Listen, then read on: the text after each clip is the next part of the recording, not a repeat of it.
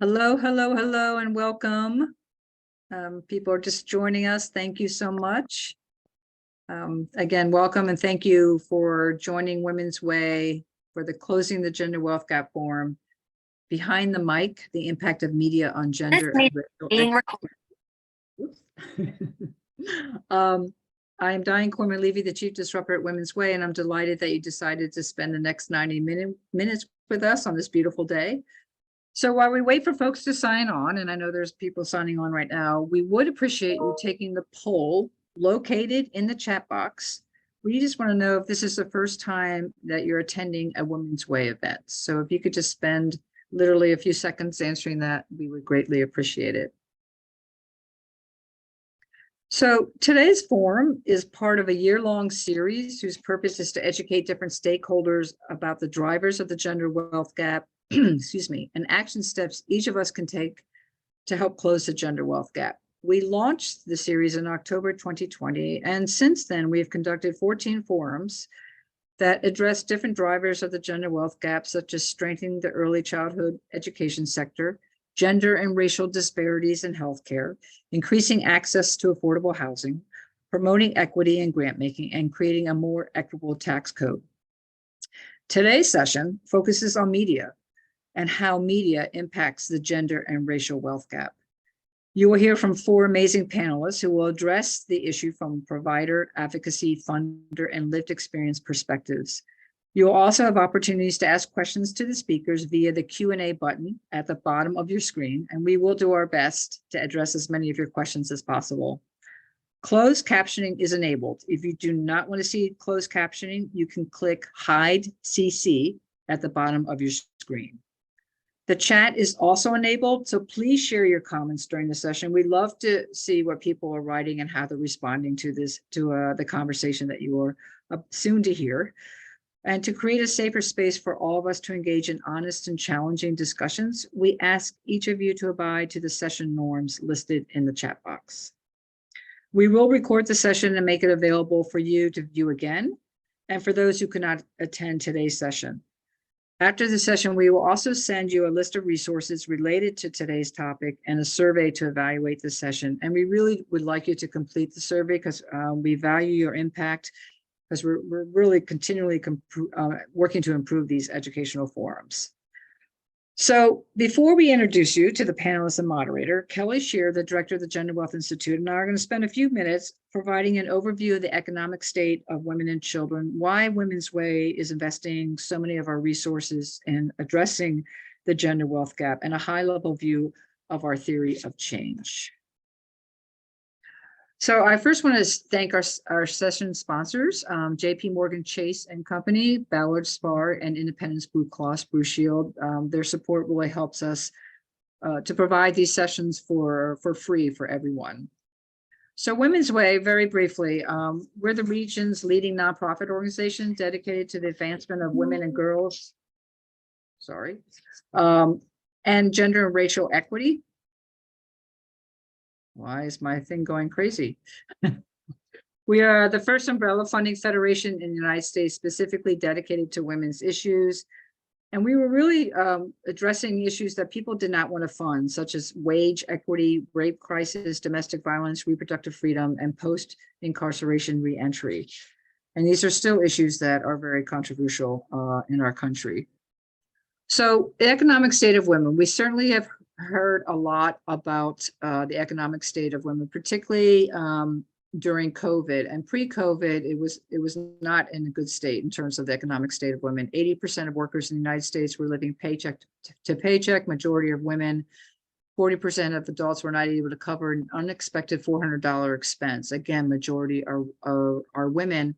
And Philadelphia had and still has the highest poverty rate at just above 25% among the 10 largest cities.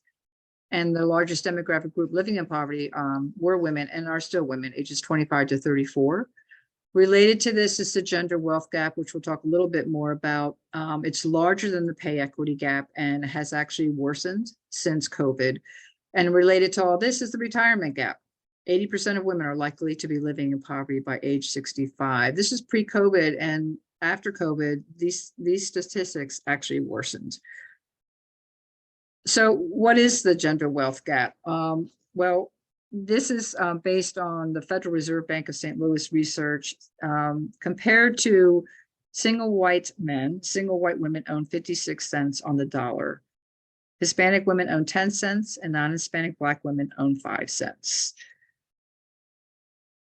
How does this relate to our economic system? And I want to just put this out here. Our economy is not something that just happens to us. It's a choice, right? And people have created our economic system and have worked to sustain it in a way where 1% of the population holds 47% of the nation's wealth. I just want you to sit with that for a few seconds. 1% of the population holds 47% of the nation's wealth, while 80% of the population only holds 9% of the nation's wealth. And many of those at the 80% are middle and working class individuals, essential workers, that we call them essential workers during COVID. They were critical to keeping our economy going. And yet they're the ones at the bottom of the economic pyramid. And many of them are women and women of color. So I think we hear this, but I want you to just absorb that, because that's not a sustainable economic system. It's not sustainable. And the gap is getting worse. And also economics is a choice. It's not just capitalism, it's just not something that just happens to us. So what are some of the causes of the gender wealth gap? Well, women earn less than men. It's not because they work less hard, they're not as effective. There's a gender pay gap, so there's still a pay gap for the same type of jobs between men and women. There's something called occupational segregation, where women as a whole continue to be overrepresented in lower paying occupations. We can also say that fields dominated by women are valued less. And my question is, why should they get paid less for these jobs? Because a lot of reaction is just push them into STEM jobs. Well, not everyone wants to do a STEM job. So why are occupations predominantly done by women valued less in our country? Also, other drivers are women are more likely to be denied mortgages or loans, and also are often overcharged for them. Even though women have a better history of paying back loans, there's a whole issue of not trusting women, particularly women of color. They are more vulnerable to predatory lending. Women hold more debt, including 2/3 of all student debt.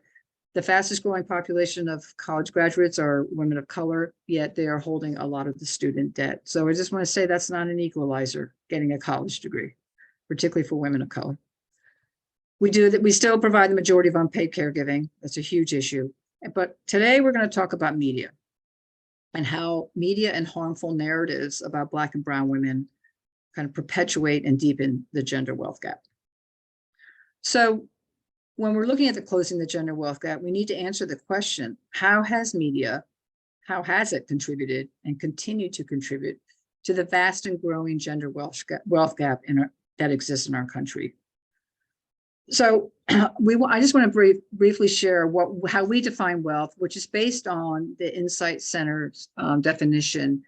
It goes much beyond the very unidimensional traditional capitalistic definition of wealth, which is assets minus liabilities. We believe wealth should be much more comprehensive and holistic, which means when we have wealth, we live and retire with greater dignity, freedom, and peace of mind.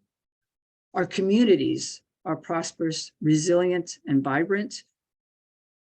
There's a whole future look, right? Future generations have the freedom to dream big and become all they truly can be. I've heard people say systems of oppression and exploitation have even robbed our ability to dream big for the future. And when wealth is accumulated, we are healthy, and our family networks and communities are healthy, spiritually whole, and contributing. So this is how we look at wealth, all these facets of wealth. And in order to really close the gender wealth gap, if you're looking at it from a very holistic view, we need a new bold vision, right? One that provides solutions to centuries of systemic exclusion, extraction, exploitation. We need to address systems that have extracted wealth from people, particularly people of color and women of color, that have limited wealth accumulation. We need to hit those head on. And we also need to look at things that are actually promoting wealth accumulation. So how are we doing this? We launched something called the Gender Wealth Institute in 2021. And our vision is that we will close the gender wealth gap in the greater Philadelphia region by advancing research and practical solutions that build wealth for women who are economically insecure. This was started in 2021, but it was built on the foundation when in 2017, when we started something called the Women's Economic Security Initiative, and we worked with over 100 partners to address this very critical issue. So I'm going to pass it over to our wonderful leader of the Gender Wealth Institute, Kelly Sheard. Thank you. Great. So I'm here to provide framing and context for the connection between white supremacy and the gender wealth gap. So why are we talking about white supremacy? Because white supremacy is a tool used to create, maintain, and perpetuate all gender and racial inequities. It's the operating framework or the motherboard of how inequities work. Next slide. This slide provides an explanation of what white supremacy is and what it's there to do. Think of it like a tool. Next slide. White supremacy functions in a variety of systems. The common thread is the privileging of a constructed definition of whiteness and the dehumanization of all others. Whiteness becomes an asset. Take a minute to review how white supremacy shows up in various systems.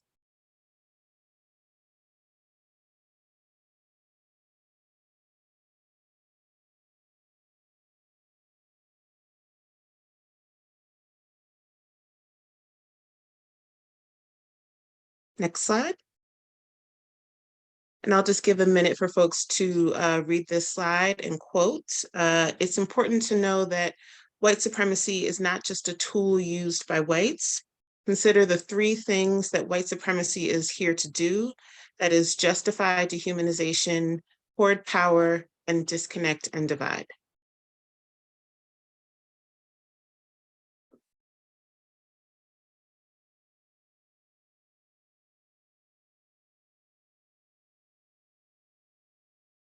Next slide. As it relates to gender injustices, such as the gender wealth gap, we draw your attention to a concept known as racialized patriarchy. If white supremacy is the motherboard, racialized patriarchy is the specific code that enables the stratified exploitation of genders other than male. White supremacy is how we get to a place where people other than white have deliberate unequal access, marginalized experiences, and diminished expressions of power. Racialized patriarchy is how we understand the continual interplay of race and gender in the expression of power. Next slide. In racialized patriarchy, there's a process of racialization where people are separated and categorized by hierarchy for the purpose of privileging whiteness. Concurrent process involves the promotion of the gender binary. Patriarchy is the use of the male-female binary to monopolize social, political, and economic power to privilege men. It's a system where cultural ideas about value are attributed to and played out through sex roles. It falsely claims that biology drives a common gendered experience. Racialized patriarchy takes the myths of racialization and gender binary to reinforce the goals of white supremacy. Next slide. The economic legacy of white supremacy and racialized patriarchy show up as pay disparities, lost time and generational wealth transfers, higher levels of debt, and little to no protection from abject poverty. This slide shows some of the ways we continue to uphold the economic interest of the powerful through racialized patriarchy.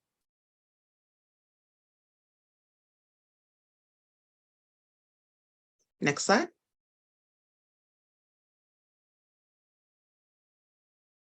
When thinking about inequities such as the gender wealth gap, let's take a look at narratives, the stories we tell, and the way we make sense of the world. Narratives turn information into knowledge and meaning. When thinking of inequities, narratives feed the structure. So how do people access narratives? By stories told and framed to them as truth.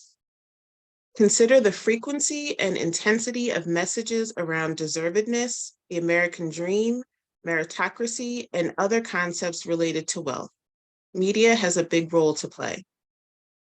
We can understand media as the combination and coordination of technology, production, and distribution practices, programming content, social context of reception, and the institutional and regulatory structures that organize the dominant forms. When thinking about media and narratives, how does media as a business impact what stories are told or shared? One school of thought says that media attempts to affirm views and beliefs of its core audience, but is media a cause or a symptom of a larger platform? Media hegemony occurs when a particular political economic structure of media institutions and associated production, distribution, and ideological practices are dominant because they're preferred by producers, regulators, and the public, and become social norms. Next slide. One helpful frame is offered by Peter Golding and Graham Murdoch and looks at the relationship between ownership, programming, and social use. The structure of media production under capitalism frames and limits the possible range in social terms of media consumption. The programming, that is, images, narratives, and representation, conform to the structure and material relations of production. Social groups then interpret and use content to reinforce beliefs. When thinking about gender inequities, such as the gender wealth gap, it's important to examine how media shapes and influences the narratives we hold and the ones we create, produce, and share. Next slide.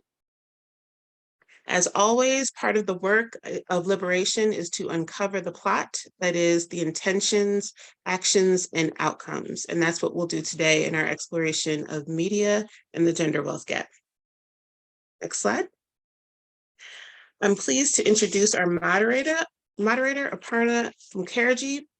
With more than 20 years of experience, Aparna Mukherjee has served in editorial, operations, and product leadership roles spanning private, nonprofit, and public sectors, including the newsrooms of some of the world's biggest media outlets, Associated Press, the New York Times, Bloomberg News, CNBC, the New York Times, and the Wall Street Journal in the US and Asia. During her recent John S. Knight Fellowship at Stanford University, she focused on deliberative democracy, researching how to boost democratic voice in public meetings using AI, and prototyping a sentiment analysis tool to help local journalists and policymakers. Aparna is a born New Yorker who's lucky enough to have spent formative years living and working in the Bay Area, Philadelphia, Hong Kong, and Berlin before moving to LA. As an alumna of Bryn Mawr College, Aparna holds a dual MA in journalism and MBA from Columbia, where she was a Knight Beige-Haute Fellow in economics and taught EMBA masterclasses in digital strategy. A lifelong Katharine Hepburn fan, Aparna counts a signed note from their fellow Bryn Mawr alumna to her as one of the most valuable possessions, keeping it in a VHS copy of the Philadelphia Story. Welcome, Aparna. Thanks, Kelly, and thanks for connecting me back to Philadelphia, where I'm thrilled to return as the Chief Programs Officer of Resolve Philly. And part of my being so thrilled to jump in as moderator is knowing that so many of our panelists are our partners, our friends, the folks who are building the media ecosystem and the newsroom collaborative that we want to see at Resolve. So I will jump in by introducing our panelists, who again are friends and partners at Resolve Philly.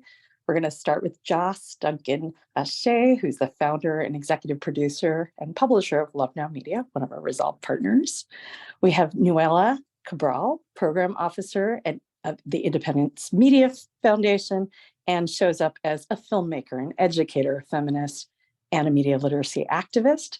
Nate Fireall, who is one of our Narrative Change Fellowship Fellows in terms of the organization hosting us, and a CCP student. And then Emma Restrepo, who I am fortunate enough to work with, again, with Resolve as the founder of Dos Puntos platform and an independent reporter who you see in places like The Inquirer.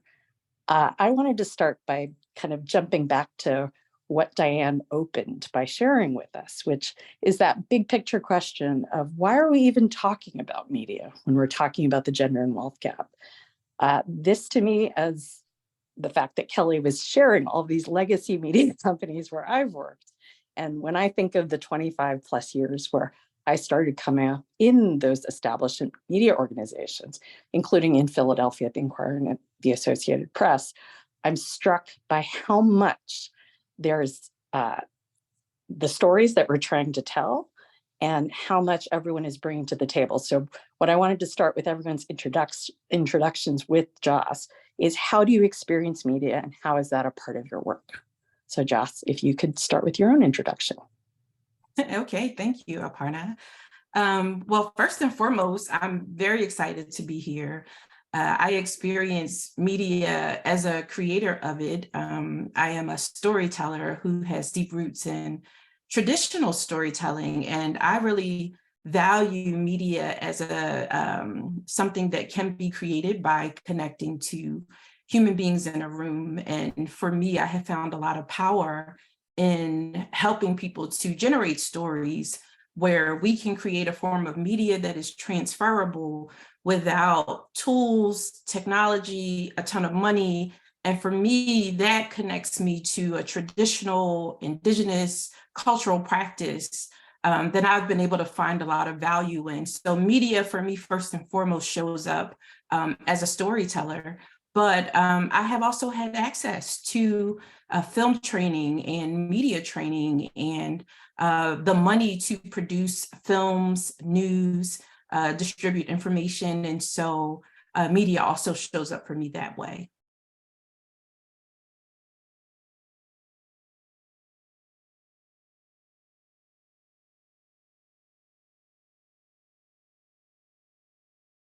I think you're muted, Aparna.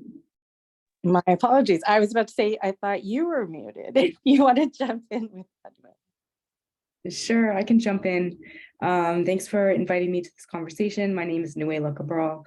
As Aparna mentioned, I'm the program officer at the Independence Public Media Foundation, which supports community storytelling and media making locally in the Philly region.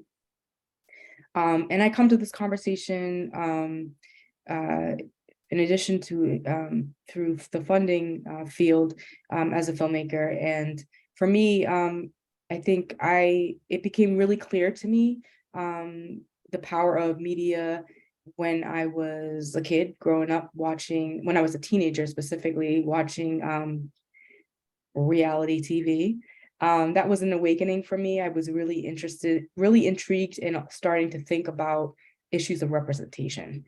And so that was kind of an entry point to for media literacy.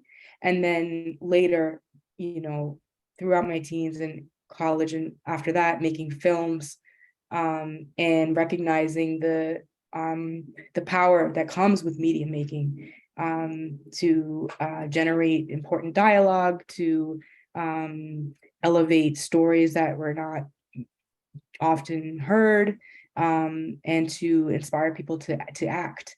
And so for me, media making was an entry point to activism and also really informed my my role as an educator. And yeah, I'm really excited to talk about this because I think, we at IPMF believe that media really impacts every issue, right? So whether it's racial justice, gender justice, any issue under the sun, media is reflecting, shaping these conversations, and we need to be aware of how the power of narrative and also representation helps inform these messages that we're consuming. So looking forward to this conversation. Thank you. Thank you. I think that's a perfect segue to Nate, since narrative change is embedded in one of your titles. If you could talk about yourself and how this approach informs your work. So true. Hello, everyone. Thank you for having me. My name is Nate Fireall. I'm a student at CCP as well as a current fellow of the Women's Way Change the Narrative Fellowship. Media is important to me from a lot of personal experience.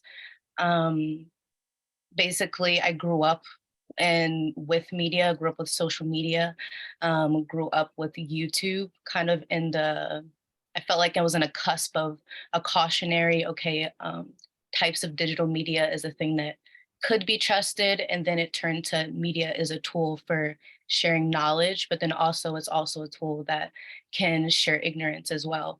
And like Nuala said, I see it as a way that kind of makes me want to bring a call to action, as well as activism and controlling my own narrative. And because for my own personal experience, I'm a part of the LGBT community, and a lot of narratives that I would see would not fit my narrative. So it was interesting to see, because it would feel like I feel like a different type of life. And it's like, okay, where did these people come from? And how does it relate to me and my personal story? And how could I feel empowered with that, with feeling like not as an undesirable or a person that should be swept under the rug? So I feel like it was a lot of self-discovery with how I engaged with media, as well, just as a lot of community building too, like friends, community, yeah, just about a lot of personal testimonies, basically, about how media has shaped my perception of friendship, as well as my perception of what people think that I should be like.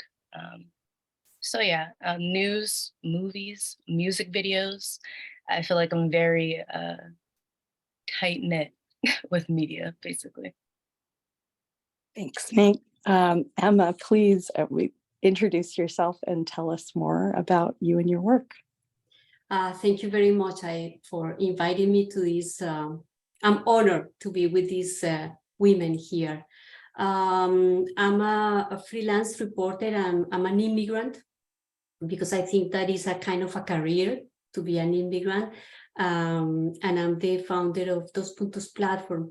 Well, I think media perpetuates the way that we see the world, and the world that media show us is reduced. I see a different world which is more rich, more diverse. So I think media make us to think closer and close and close. And I think that's one of the things that I don't like. I don't consume as much as I used to consume media before, which is a tragedy, I think, because I'm a journalist.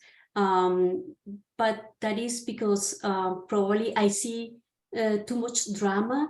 I see just one color or 1.5 colors in the media. And even though TV is on color, but I don't see too many colors.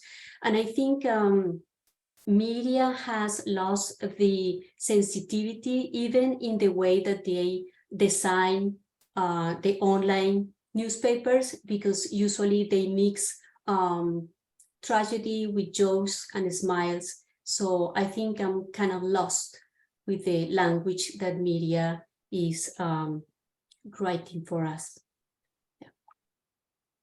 I think the way Emma just put that so beautifully, the pieces of harm, the stereotypes, the lack of color, and this idea of prioritizing the conflict and the controversy over solutions, which is endemic to when you don't see the full spectrum of colors represented.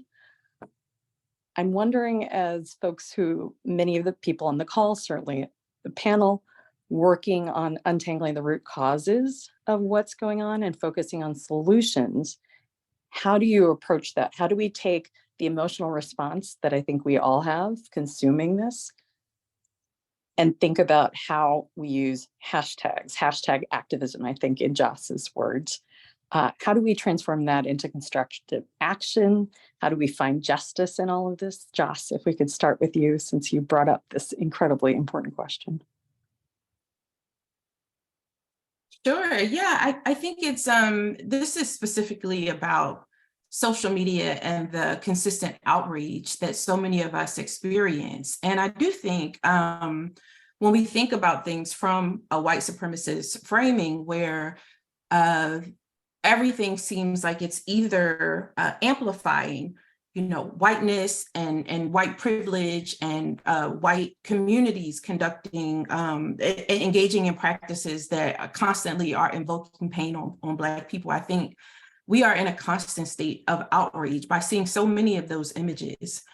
So for me, one of the things that I do to not remain in a constant state of immediate outrage, especially as it relates to Black and white, is to really interrogate the power and the money and who is being exploited.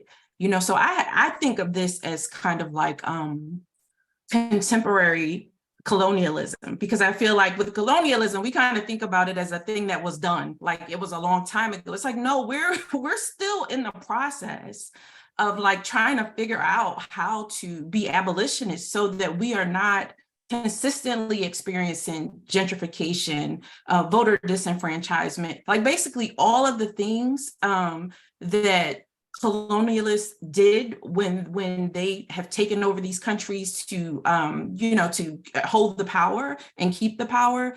Those things are still happening, and it appears to me that it's not just white people. It is people with money who are holding power, and there are people from all backgrounds and ethnicities that are participating in this.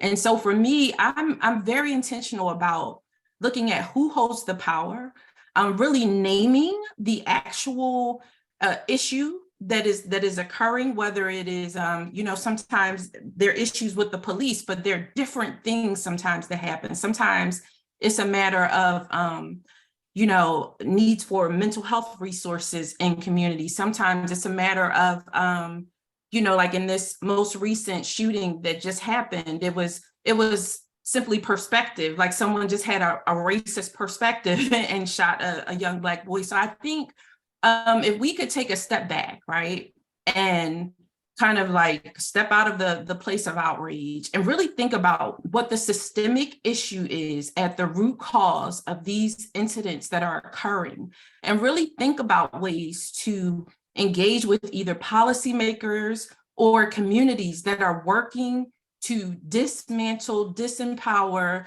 reimagine, and reconstruct what's happening.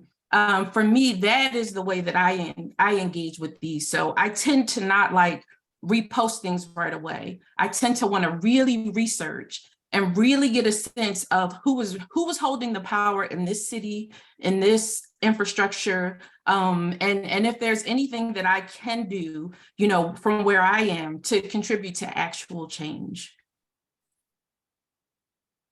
How does that work in terms of impact for everyone else? How do you turn that moment of inspiration and emotion into impact?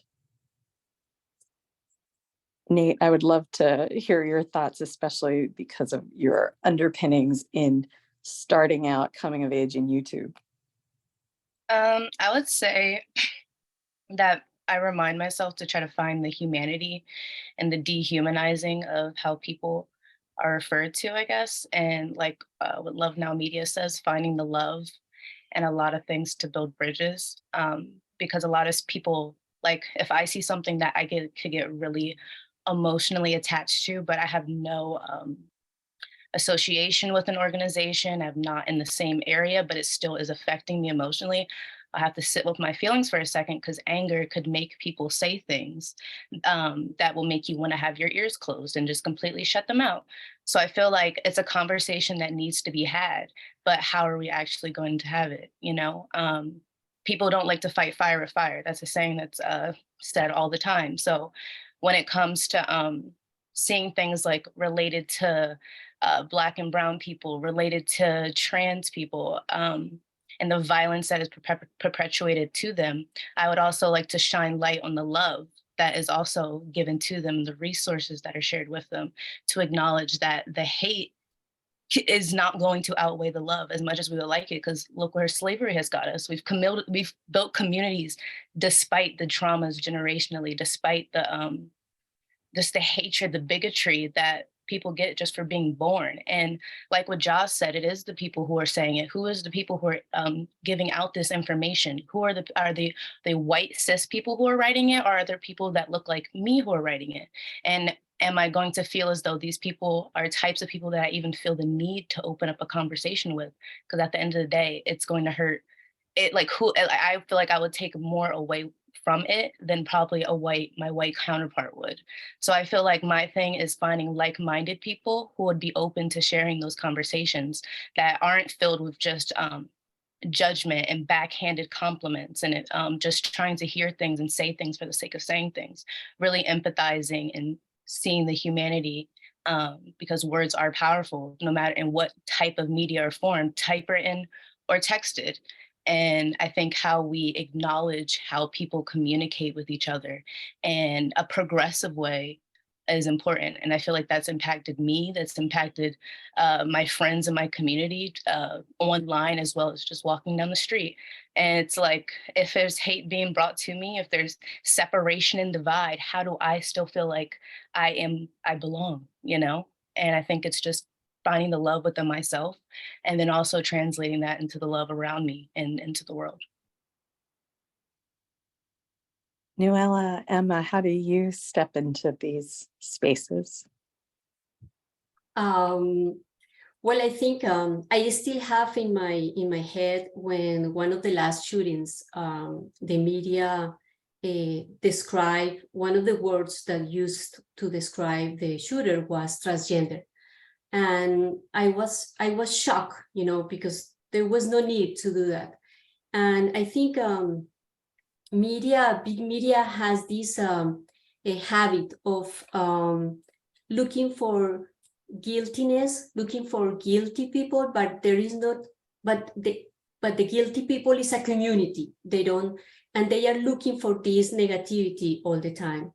So I think we need to see ourselves and talk about ourselves as one community, because I think we are more united than the media thinks. And I think we need to focus on concrete examples that are positive examples with positive effects. That's what I think. Nuala, I know you have perspectives that represent a lot of your different hats. I would love to hear about that emotional response and whether there's different pieces of how that shows up for you.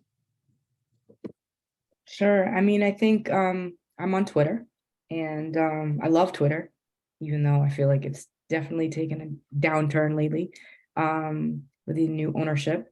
But what I love about Twitter is that it provides a space for discourse around lots of different issues and moments in media where folks can unpack, and folks like from all across of, you know, so scholars, organizers and activists, students, everybody can engage. And of course, there's a lot of noise, but there's also a lot of community, and there's also a lot of power there. You know, there are a lot of movements that have been one of the tools that have helped them be successful is social media, and Twitter is one example of that. And so when I have an emotional response, well, sometimes I unplug, because I think that's also something we need to do, is go take a nap, right? Unplug, get away from the screen to preserve our mental health, especially, you know, with so much violence and anti-Blackness and all of these things that can be very triggering. But I think for me, I get energized by learning and being inspired. I follow organizers who have been thinking about these things for a long time and are teaching a lot of people on these platforms and engaging folks. And you know, it can be inspiring, and so I do appreciate those pieces, you know, that side of social media. But I do think that balance is really important, because it's easy to get sucked in. I don't think it's worth arguing with people online. Like, I'm not a fan of arguing, especially, you know, arguing with people who just clearly don't have your values. Why waste your time? But if it's an opportunity to learn and be inspired and to feel heard, then yeah, I'm a big fan of social media. And is particularly in these moments of so much mediated oppression, you know. To your point, Nuala, the whole idea of whatever new Twitter is and paying for it, I think that really reinforces something that is a huge loss in that space, which is there was a sense of egalitarianism where anyone, irrespective of an organization or what power they represented, in theory had an equal voice. And I think this speaks to how we talk about identities and what role class and power specifically hold in all of this. And I know this is something, Joss, you specifically talked about, of this intersectionality and how do we see that represented? Could you talk a little bit about the lens of class and how that factors into how you see this whole media landscape? Well, I think, especially when thinking about media that is produced and distributed, I mean, there are many forms of media, including, art and carving and music and language. But when thinking about, mainstream media that is produced and distributed via, massive networks and mass communications channels, it requires money. And so just to, reinforce what we've been saying, the people who have had money have traditionally, at least, in this country, been people who have also held power. And they have excluded, there have been, policies, laws that have prevented, women from earning money, Black people from earning money, Latinx, Asian people from earning money. I was looking at a timeline of whiteness earlier today. I used ChatGPT to give me a list of how white people became white in the United States. And of course, it started in, I think it was the 1760s after Bacon's Rebellion. And that was a labor movement rebellion when Black people and white working class people got together to rebel against the business owners. And this law was passed that said, immediately these white working class people or people who were from certain European countries could have certain rights that then Black people didn't have. But that did not include Irish people. It did not include Jewish people. And now the list includes not only Irish people, Jewish people, but it also includes Northern Africans. And a lot of Latino people are considered white, for the sake of whiteness. So with that said, just thinking about who gets to participate in systems that hold power and where there's money, I think it makes a direct tie to who has held the power to tell stories and who has decided who should be represented in those stories. And so I do think we're at a very exciting time. I mean, for me as a media maker, to be in community with Women's Way, who is doing a project like this, to have an opportunity to speak to other women or gender fluid individuals, to be in community with someone like Nuala, who is a woman in a philanthropic position. This is a game changer. So for me, it's a very exciting time because it means that we are now in a position to bring new narratives to the forefront. And so, yes, it's been painful to go so long to have the Oscars be so white and to have, there be very little representation outside of like Oprah Winfrey, of people who look like me and who offer hope and inspiration and kind of like a path, to creating media. I don't want to be Oprah. I don't want to do business like Oprah, but she was literally the only figure that I could, identify as someone who could, who represented possibility, for a long time. And so to be in a conversation like this with you all and to know that, the future is in the hands of people like Nate, I think it's a very exciting time, but it all has to do with who holds the money and who sits in positions of power. I see in the chat Diane's comment about the idea of division and that strategy, and it really feels like it's echoing exactly your point. And I'm curious from the perspective of using that love and what people are getting right. I wonder, I mean, this is of course not an open forum for the panelists to chime in, but sometimes I wonder how the word white supremacy lands with white people who are actively working to dismantle these systems. Do they feel like because the word white supremacy contains the word white, that they feel like they're being generalized into a category of folks who are not, you know, upholding the white supremacist values? Or, you know, I'm always curious about that, because it seems like there's a lot of opportunity for folks to really be activated and engaged in dismantling white supremacy, especially when whiteness is constantly changing, like every 50 years, being white means something new. So just wondering. Yeah, please, other panelists jump in terms of white supremacy, and how do you think that lands? How does that resonate?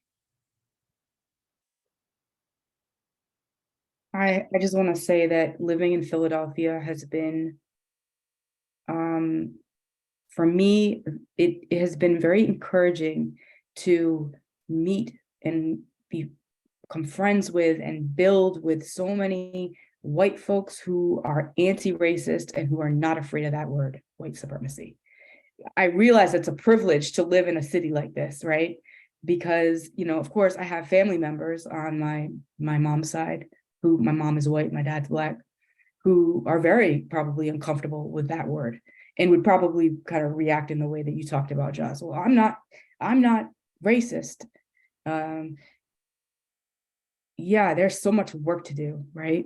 And we can talk about white fragility, but at the end of the day, I think more and more folks, white folks, are recognizing that whether they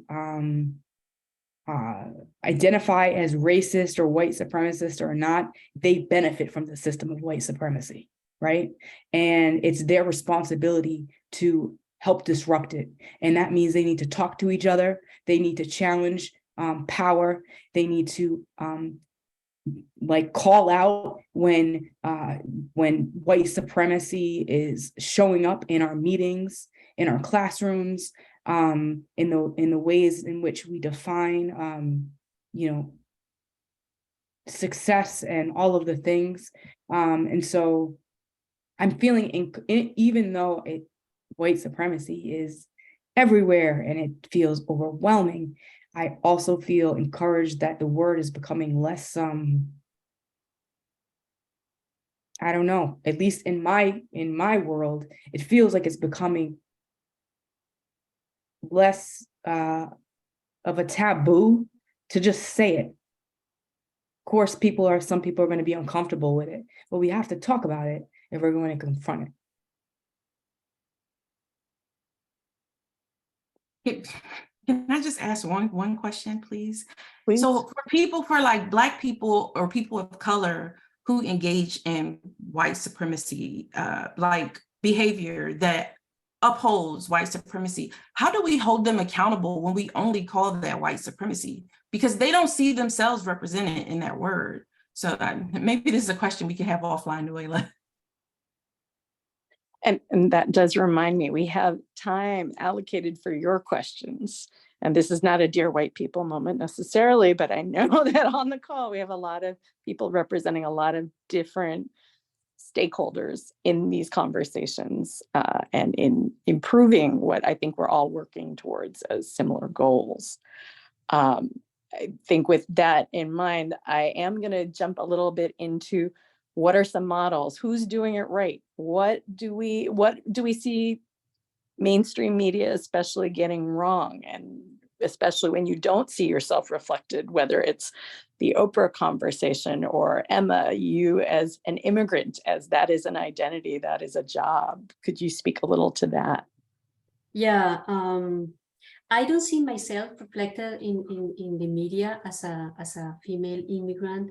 And I think that media has portrayed immigrants or as victims or as criminals. That is it's like a pendulum. And it is very difficult to break that pattern. And I ask, who is with us today here, who wants to include in their society someone that is weak, or worse, somebody who is harmful? Nobody. So try to include immigrants in this society is very hard, and it's especially hard because of the media. And you chicas were talking about this white privilege. I remember working in a project that with two journalists, both of them white, the editor and the journalist who was doing the work with me. And even though the idea of the project was mine, the editor gave to the white journalist the privilege to write the first story. And even though I was doing this project because I just wanted to show the stories of Latinos, without moving between those two titles, criminal or victim. And the first paragraph of the first story that this white journalist wrote was criminalizing Latinos, Latines. So it is unconscious, and I agree with Nuala that we are in a city that has a great population of white progressive people, but still in the media unconscious bias that we need to break. So I will say the most horrible thing is when the media portray us as a criminal or as a victims. I feel like the chat is still on fire about this responsibility piece, which Emma, you were speaking to, I think, directly in terms of the multi-layers of what can white supremacy cover. And when we call it that, and especially for having, my very long bio from the jump was about legacy media institutions that in some cases are partially run by people of color at this point. And for those of us who came up, especially who might generationally have come up in, that was the only form of media that you could jump into in an analog era. So this brings up that question of what are these institutions, whoever they're led by, whoever they purport to serve, what can we do? How do we go from repair? How do we go into reparations? What is media reparation? How do we get there? And how do we make that intersect with gender and racial justice? Because they are intertwined with white supremacy. So that is a huge, meaty question that I would love to not only answer, but also hear what you think media reparations look like. Nate, if you could get us started. Yeah, I mean, I want to first acknowledge that media narratives are cherry-picked a lot by white people who are producing these types of media. So I feel like they would try to portray things about marginalized individuals that make them feel either more in power or feel like they're saviors of a type, or feel comfortable in their ignorance and their stereotypes upon people in that group. Like, for example, Black parents, single parent households, Asian people, people of color. And I feel like the reparations would have to be those people that are being represented being in the writing room in dominance, those people taking control and kind of communicating with the people that say the final, okay, this is good, and putting their voice out there, putting themselves out there to be like, this is not okay. Even if they do feel uncomfortable, the check is on the line, yes, but the moral and the ethics behind it, it's kind of like a one size shoe does not fit all. And I feel like a lot of different stories kind of have to be told in order to kind of get a scope of things. And like I said before, touching the humanity of it, because it's so many different facets involved that is not just one issue in it. So I think if inside of the media rooms, inside of the storyboarding rooms or the character drawings in games or in fantasy or even in music, the writers, the composers, they would all have to look like the people that they're advertising this media to, I think, in dominance, and not saying yes, sir, to the white people at the top, because I feel like it would be a tower moment, you know, and the voiceless are in the majority. And if the voiceless gather in a community to then put their foot down and their narratives out there, I feel like a positive change can come through that. I think adding on to the last questions about what media gets right and wrong, I can only think of like Tyler Perry, for example. It was always amazing that he had Black people and women, for example, as the forefront for his stories and narratives, but a lot of his consumers are white, and a lot of the stories that he tells are related to violence and pain and financial insecurity and addiction and houselessness. And a lot of those things I could relate in the experience of a childhood I grew up in, but there was still so much love. There was still so much of a childhood within that. And I feel like a lot of people in power want to still see us as helpless and that we cannot help ourselves. And I think to curb that would be us taking control of our narrative.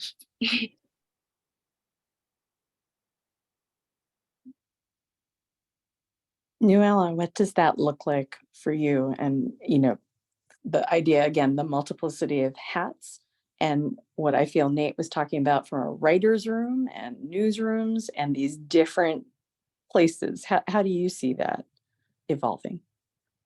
I mean, I think what's exciting about working in philanthropy and in my role at IPMF is that we're able to fund women-led and people of color-led organizations, media organizations that are centering folks who otherwise have not had, you know, we don't get our stories told in a nuanced, complicated way. We need to support more media making from folks who are on the margins, who are not in the boardrooms, right, or the CEOs of WHYY or CBS or whatever. We need more independent media making, community-led media making, and you know, I think that does help counter some of the harm that particularly mainstream media has been perpetuating for so long.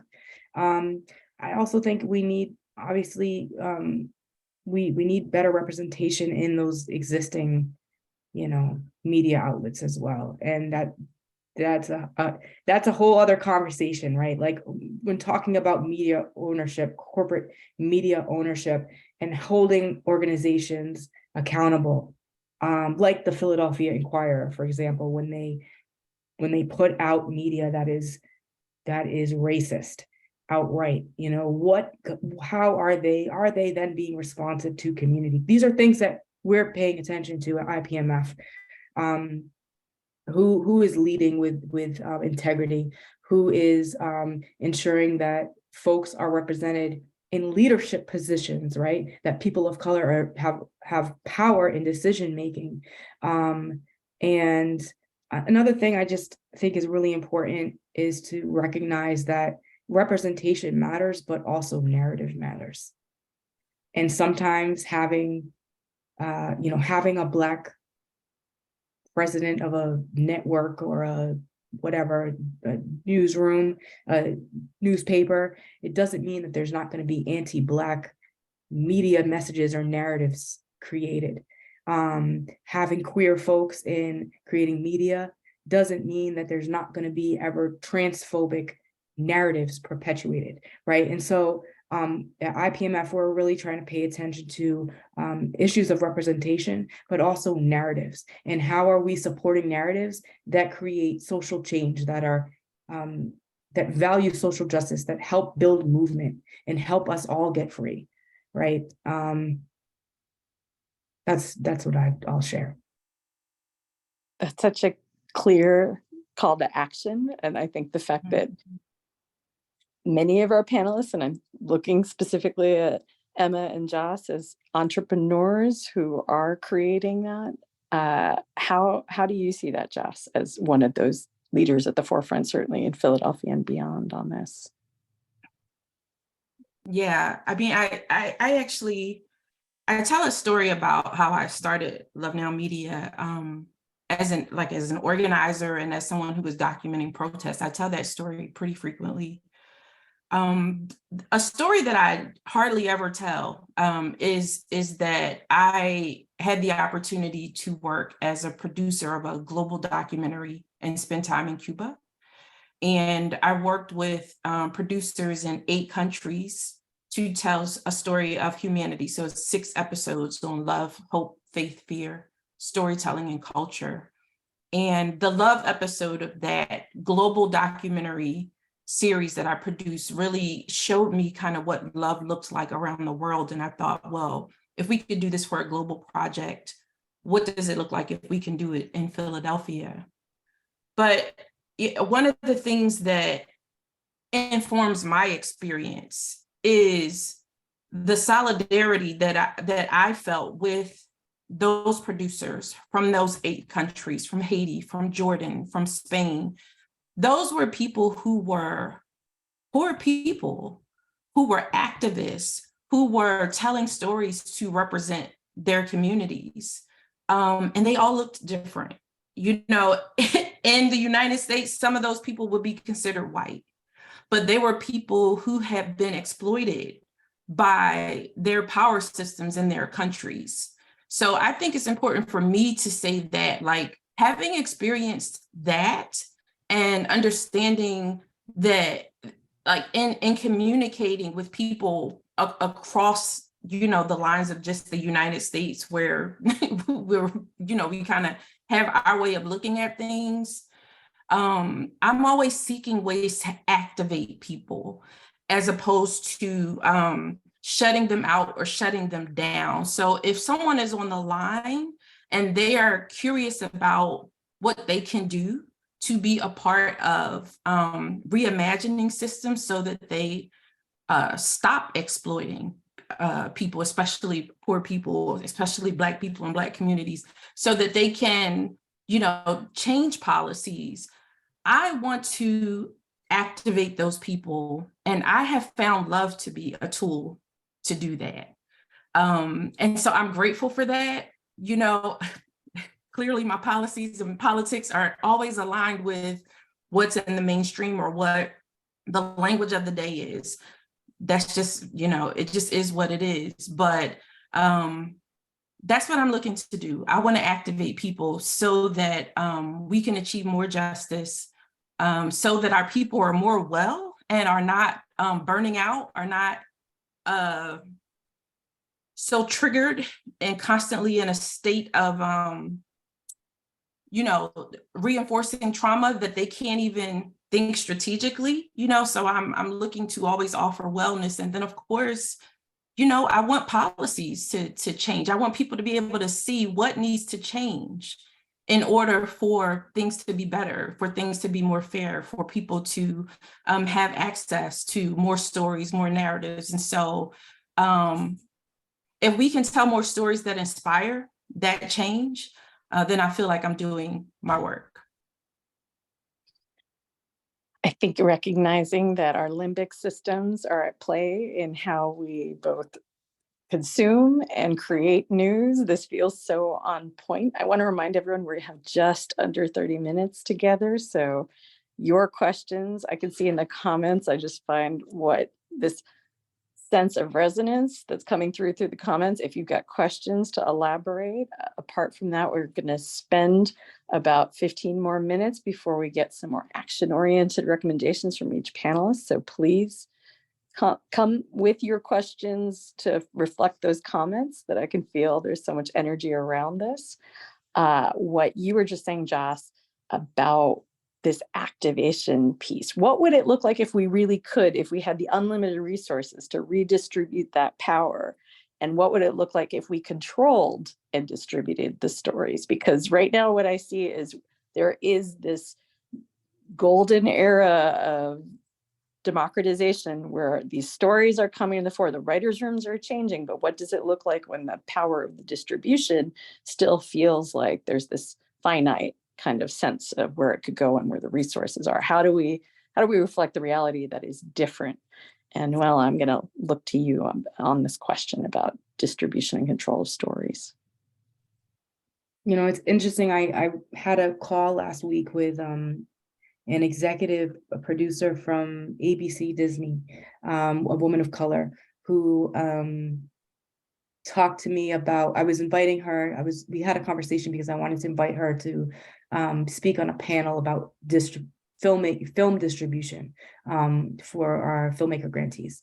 And she shared that, you know, she wasn't sure if she was the best person because she didn't want the everything she said to feel like doom and gloom, because it really is difficult to get a platform, like to get your film, for independent filmmakers to get their films on those kinds of, through those networks. And so, you know, it was a fascinating conversation, and ultimately, you know, I'm still trying to hoping that she'll join us. We're going to kind of change the framing of the conversation, but you know, I think something that she shared was that, you know, it might be helpful for folks, rather than thinking about it as distribution, thinking about what are different pathways to be heard, and what might be the best pathways for you. And everybody wants to get on Netflix, right? But that's just not going to be possible for everyone. So what are the different pathways? You know, is public TV broadcast, is that a better pathway? Is it through educational media?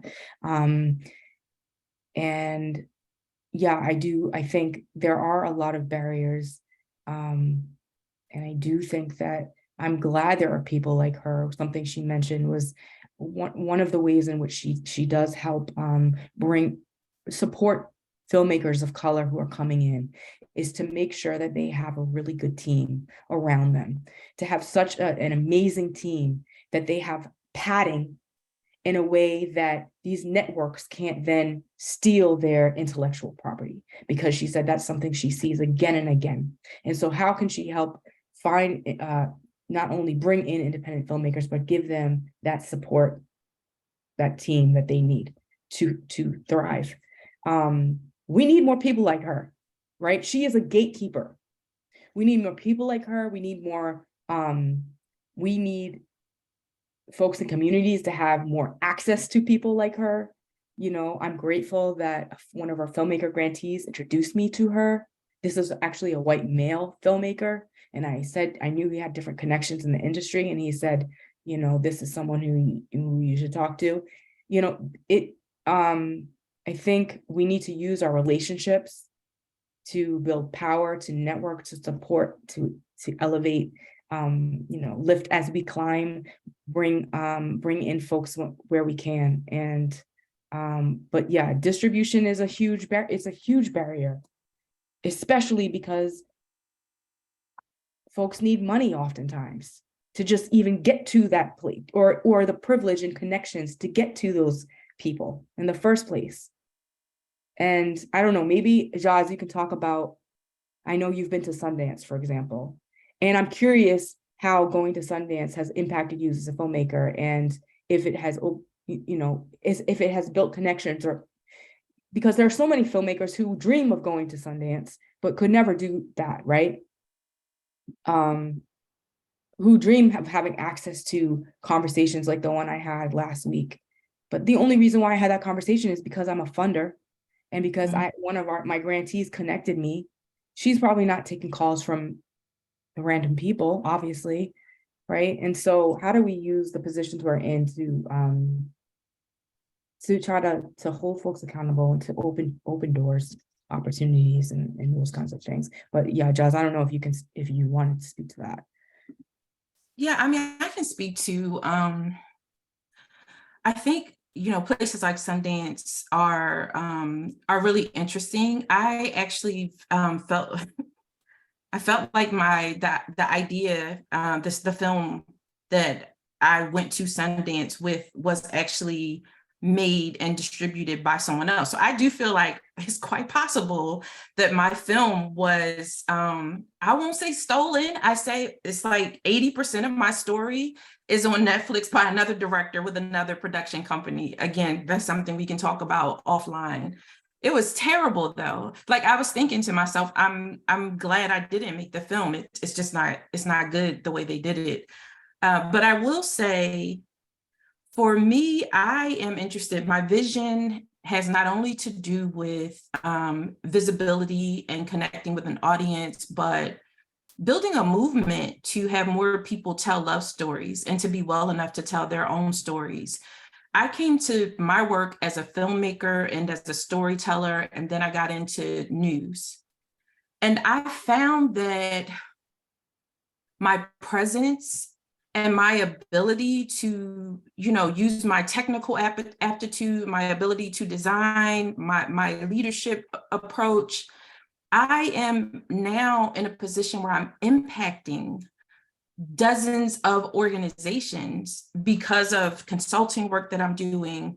I have full-time employees who, before working with me have only had experiences that were rooted in trauma.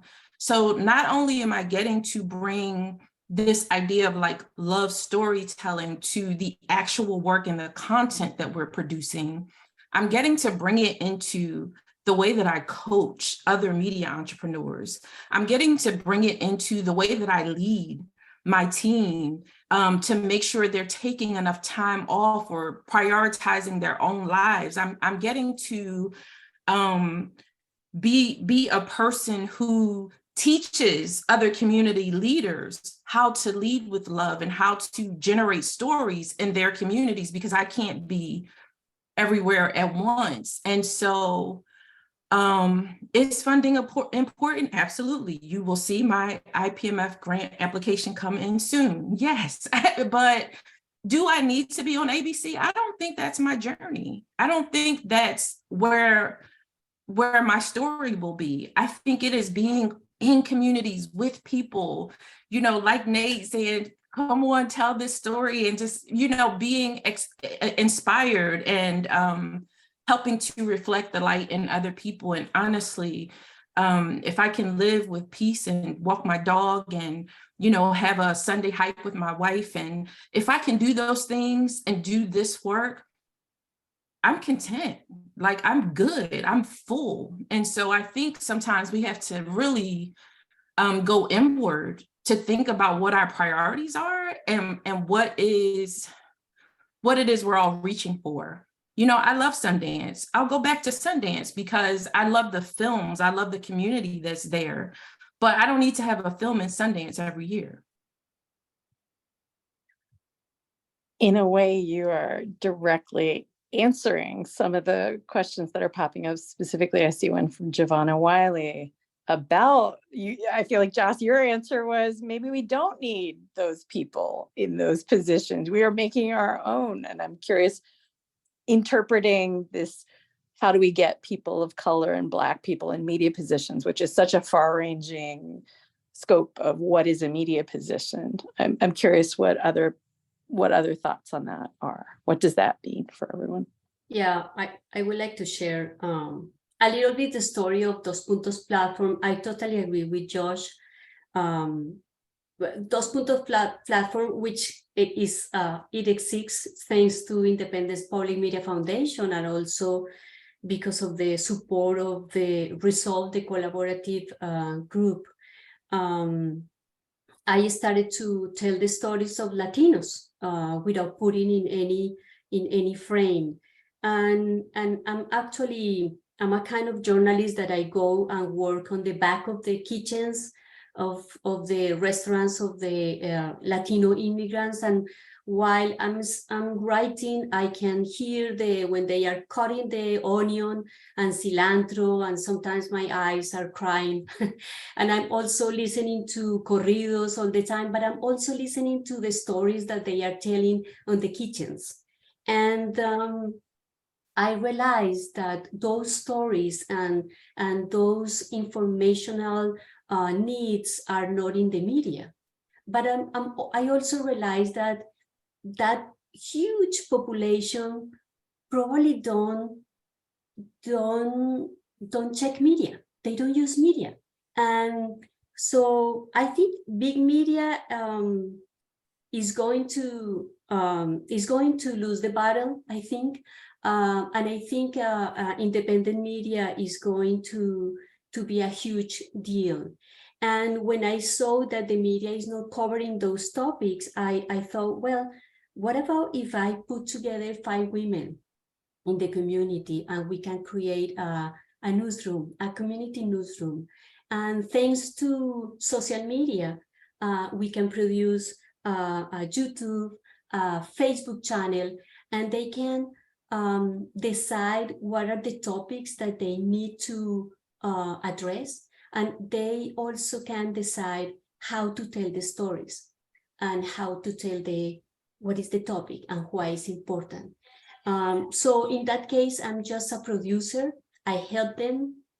And one of the things that they did was to have a conversation with one organization in Center City as equals. And I think that's great because they had that opportunity and they produce a program. So more and more, I think groups, especially in a city in this country with so many groups of immigrants, I think they are going to consume probably what they produce in their communities, hyperlocal.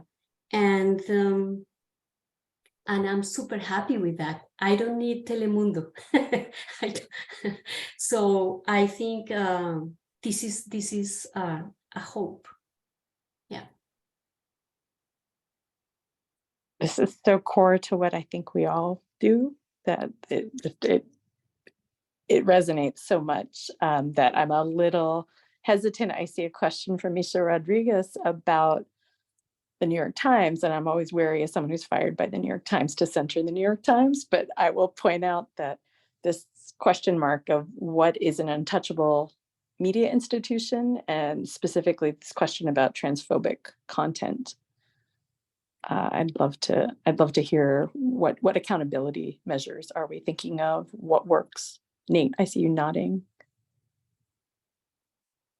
I think this is a lot where my love-hate relationship with media comes into. For example, I'm a sex worker and I'm also a part of the LGBT and non-binary community. So a lot of people who are also in my community are also in nightlife, or also in really creative pursuits, but the connotations that come along with people who are a part of those communities are kind of equal with pain and strife and abuse, neglect, lack of harm reduction, lack of resource sharing, lack of skill sharing materials. And I think centering the creativity, the passion, the love, the drive behind these individuals also could build bridges. And I think people would like to lie in ignorance and hatred out of fear, more so than trying to work out of love, like what Jaws is saying. And I think a lot of transphobic anger either comes from insecurity, comes from religious practices. I could go on a plethora of things as to why people act the way they act, but who even knows? Like, you know, it's not my place to try to put myself in a brain of someone who would do something that I would never do. But How do we keep these people safe is the conversation, and what is the real call to action?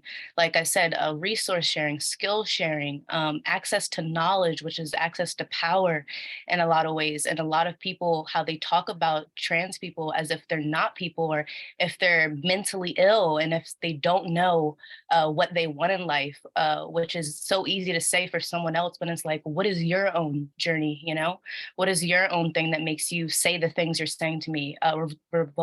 Resolve to violence with me, resolve to ostracization. And it's kind of it's, I guess, sad, but also empowering in a way that I felt like I needed to find a community outside of social media. Being in the city, I was homeschooled for high school, so a lot of my online consumption and media consumption was through TVs, was through music videos, was through social media rhetorics and observations about people that I resonated with. And I would read it like, I don't feel like that.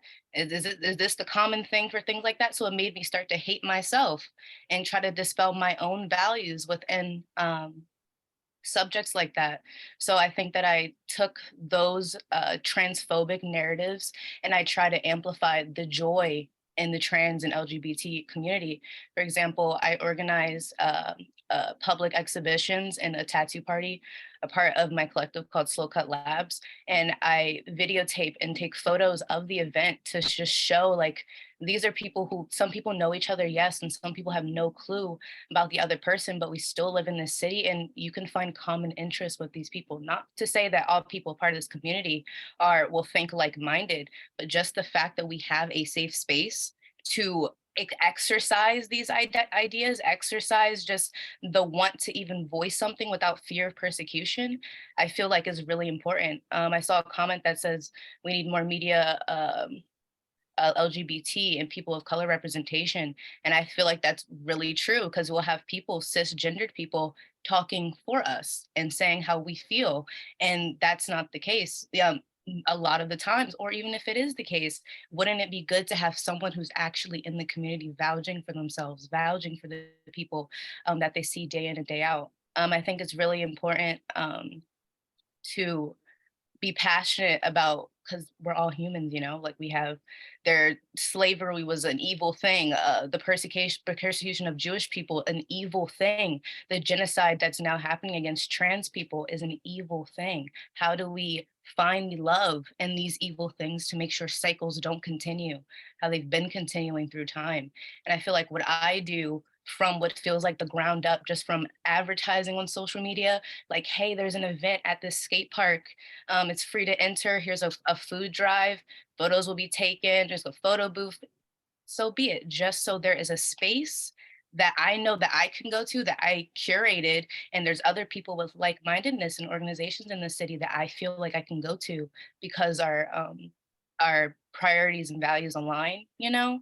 And together I feel like, because it's not an issue that I could combat by myself. I would just be in my room angrily and just doom scrolling online. And that's why I say, when I see a lot of hate, I have to step away and try to think of the love that I have for the people in these communities that outweigh that. And that's what drives my passion to still advocate and fight for the that makes them feel so voiceless, and the erasure, just to kind of dispel all of that.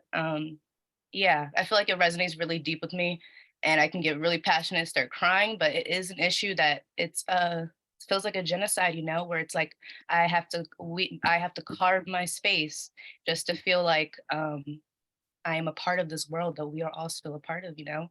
I feel like a lot of media representation represent LGBTQ people, gender fluid people, as a lost cause, as a confused individual.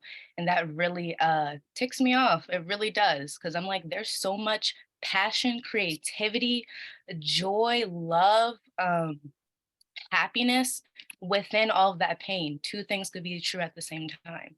And how do we talk about those things, I think, is really important. Nate, you were so speaking to this hunger that we all have for what can we be doing. I know Nakia Outland had a question, and I'm sorry, Misha, you were just offering the questions, not asking the last one. And I'm wondering, as we get closer to the end of our time together, of what we can be doing, whether that question can help inform what are the action ideas? What are the things that we can be doing? What you would look to, kind of going around the whole panel. Joss, if I could start with you since you're on mic. Yeah, I am actually holding back tears. Nate, oh, thank you. Thank you. I'm so moved. So yeah, with that, I just really appreciate it. Like I'm a woman of a certain age. And I've been through a few iterations of activism, and it hasn't always looked like love. It hasn't always looked like seeing that change was possible. And so to be in a place where I can be in community with folks who are seeing those possibilities and activated by their own joy and aware of their triggers and how to take care of themselves so that they can continue to advocate and push forward and be part of the solution. It brings me immense joy. So I feel a lot of gratitude right now. I feel gratitude for, again, being in community with Nuala, who, you know, I've known for a while, and I've just seen you make such a huge impact to our ecosystem through offering your activist advocacy lens to the philanthropy world. What can be done? I mean, for me, you know, Love Now Media, that's what I'm doing. We have a Poets Press. We're launching a magazine in August. Sign up for our newsletter. We need to, you know, make sure that people see what we're doing. There's tons of love there. There's tons of activism. There's tons of resources. There are videos, you know, about Black Muslim women who cycle for joy. I mean, we have all kinds of stories. So, you know, consume that. And I think if you feel compelled, model that, you know, start your thing. And I'm happy to extend any knowledge that I have to support that work. Because I believe in empowering people to not only consume what I create, but to also be producers of content and to tell their own stories. So with that, I say just stay well. That, like, what can people do? Make sure that you're taking care of yourself, and don't lose sight of your ability to contribute to the moment. I feel like as activists, as change makers, sometimes we are bogged down with the pain of the world, and we're like, oh, I'm exhausted. No, take a nap, get your energy, be excited. Like, look at this community of folks on Zoom. Oh my goodness. Like, we have people from different generations, from different walks of life, and we get to be part of crafting, imagining, envisioning, and designing the change that we want to see. I'm excited by that. Like, and that's the energy I want to transfer and, you know, spread to the people in my community so that we can stay active. So that 30 years from now, when we look back and say, how was that change made? You know, they'll be like, there were some ladies in a woman's way thing on a Zoom, you know? So yeah, let's like keep making history together.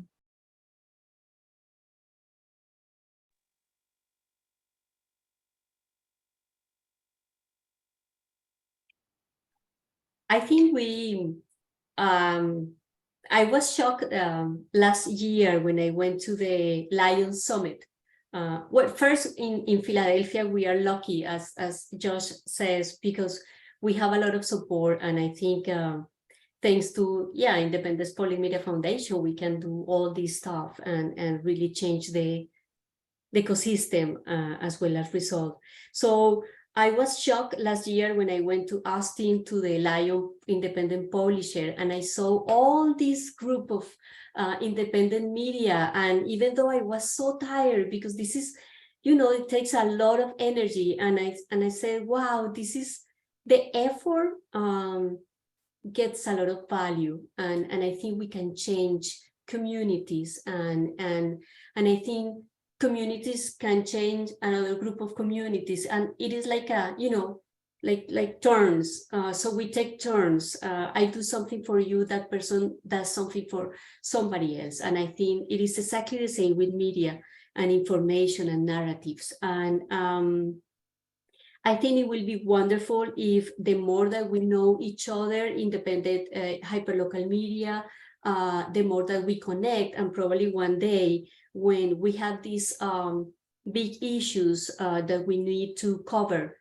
if we can cover simultaneously, and if we can do that as corporative big media does, if we can do the same with hyperlocal media, that will be a revolution, a disruption, and that will be a great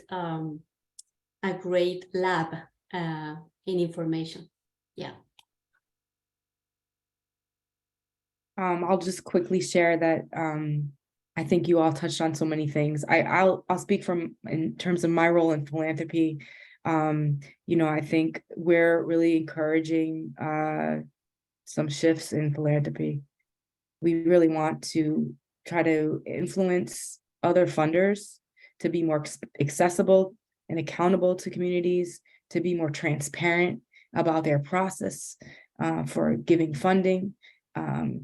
And especially when it comes to media making and who gets to tell their story, who gets to the platforms to share it, making sure that that people who have historically been marginalized are being centered, and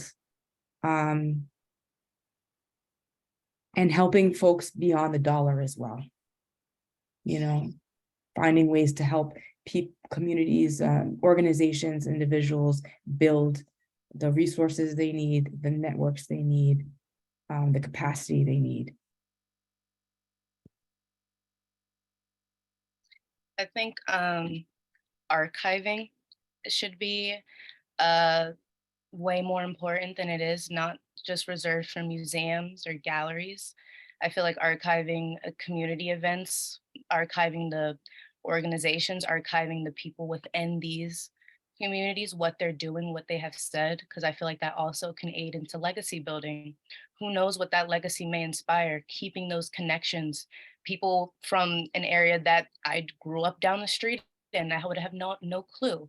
I feel like archiving the media, archiving the artwork, archiving anything, not just in the voice recordings, not just in a physical form, I feel like will aid into keeping the legacy of the work of progression that's trying to be done acknowledged in the future, however the future may look. Look at the work that has been done look at the work that has been done hundreds of years in the past, and look at the work that still needs to be done. I feel like that can put a lot of motivation for people who feel as though they don't have the means to at least try to build a legacy and I guess etch themselves in their own history and take control of their own perception of the world just through archiving. I feel like that's very important.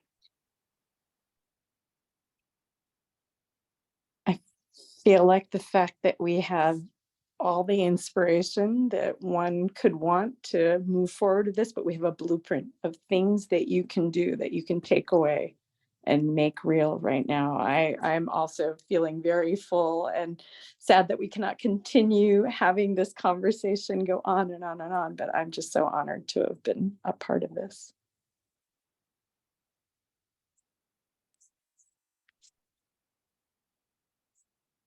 Thank you so much. We want to thank each and every one of you for your attendance and participation and engagement in the conversation. We want to send an extra special thank you to our moderator and panelists for all of your thoughts and experience and your suggestions for a pathway forward. Thank you for that. A reminder to everyone that the series is ongoing, so we'll continue to explore closing the gender wealth gap, and there are dates and topics listed here.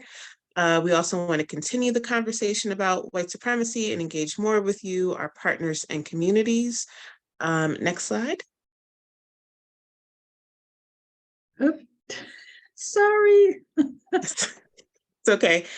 While Diane is pulling that back up, we also just want to invite you to our mayoral candidate forum that will be taking place on April 26th, co-hosted by Women's Way and the Forum of Executive Women. It will be live and in person, but we'll also have a live streaming option. So if you want to tune in and participate with us that way, go to Women's Way's website and you can register to either attend or get the link to live stream. And then just another reminder again to please take the survey so you can let us know how this landed for you. We'll email out a resource list so you can continue to learn and think about and connect and share.